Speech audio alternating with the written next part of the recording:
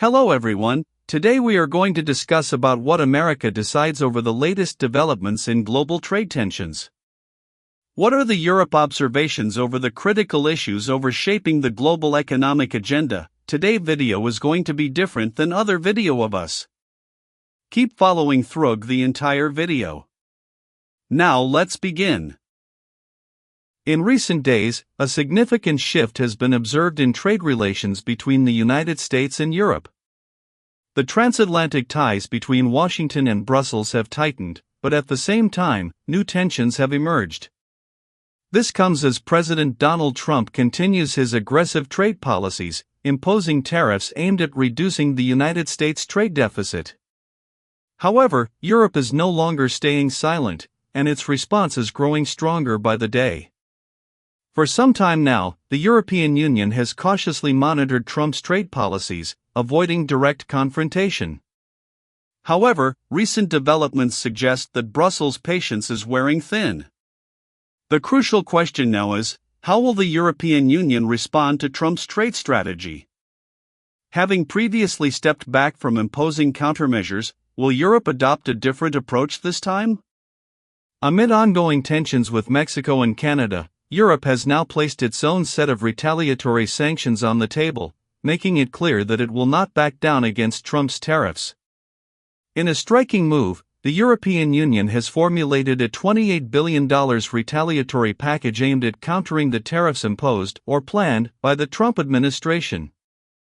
According to official statements from the European Commission, this package is designed to nullify the impact of Washington's tariffs on European steel, aluminum, and other key imported goods. The Commission has officially approved countermeasures worth $26 billion, with an additional $2 billion as an emergency buffer. This move signals a determined stance from Europe, showing that it is ready to take decisive action if necessary. To better understand the current situation, let's briefly revisit the history of US-EU trade tensions. Since taking office, President Trump has pursued an America First economic policy, emphasizing domestic protectionism. His administration has implemented 25% tariffs on steel and aluminum imports, imposed additional levies on automotive parts, and introduced new taxes on agricultural products. The justification? Protecting American industries and reducing trade deficits. However, the European Union has condemned these measures as protectionist and a violation of international trade rules. While Europe initially sought diplomatic solutions, its warnings have now turned into concrete action with this $28 billion counter-tariff package.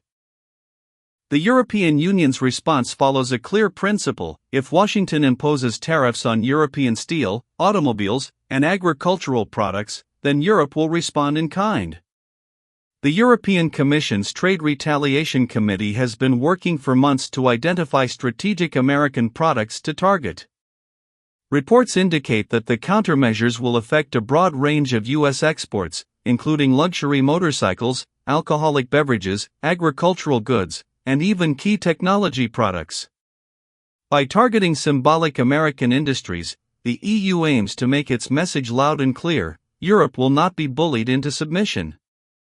As expected, the Trump administration has not taken this news lightly. The White House issued a strong response, asserting, "We will win this trade war. The European Union will back down." U.S. Commerce Secretary Wilbur Ross also questioned whether the EU understands the consequences of its actions, warning that American businesses will be affected. While Trump insists that the trade deficit must be reduced and that America will ultimately benefit, many experts and lawmakers fear that a full-scale trade war could lead to inflation, job losses, and economic instability, especially in industries such as agriculture and manufacturing. Within the European Union, internal discussions are taking place as well. While there is a strong show of unity, individual member states have concerns about the impact of escalating trade tensions. For example, Germany's automotive industry heavily relies on U.S. exports, while France's wine industry depends on American consumers. Italy, Spain, and the Netherlands also have stakes in different sectors of transatlantic trade. Despite these concerns, the European Commission has emphasized that collective action is the EU's greatest strength. Acting alone would weaken individual nations, but a united front allows Europe to counterbalance the economic pressure from Washington. This situation is not just about trade, it is also a matter of political power and strategic positioning. European leaders argue that Trump's tariffs, which are justified under the pretext of national security, are an insult to the alliance between the US and the EU. European officials stress that the EU is a long-standing ally, not a national security threat.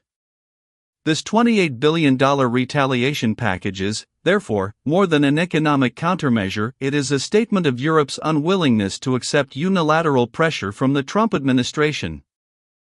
So, what happens next? Although the European Union has approved the retaliation package, its implementation is not immediate. EU officials have stated that these tariffs will only take effect if Trump's tariffs are officially imposed. This means that there is still room for last-minute negotiations. In past disputes, similar trade tensions have led to high-stakes talks and, eventually, compromises. However, if both sides refuse to back down, we could be on the brink of a full-scale trade war that would have far-reaching economic consequences. With the global economy already facing inflationary pressures and recession risks, such a trade conflict would be damaging for both sides. A rise in tariffs would lead to increased prices for consumers, disruptions in supply chains, and potential job losses. As past trade disputes have shown, initial escalations often result in leaders coming back to the negotiating table. Trump's approach to trade conflicts has typically involved aggressive opening moves, followed by negotiations to secure better deals. Meanwhile, the EU is signaling that it has exhausted its patience and is ready to take a firm stand. Could this confrontation ultimately lead to a revised US-EU trade agreement? Will diplomatic talks intensify before the European Commission fully implements the countermeasures? Perhaps only part of the retaliation list will be executed before a temporary settlement is reached. For now, all eyes are on Washington and Brussels, as this $28 billion standoff remains at the center of global economic discussions. What do you think? Are Trump's tariffs justified, or is the European Union right in its response? Will this trade conflict lead to a deeper economic rift or a new agreement? Let us know your thoughts in the comments. Don't forget to like this video and subscribe to our channel to stay updated on this unfolding trade dispute.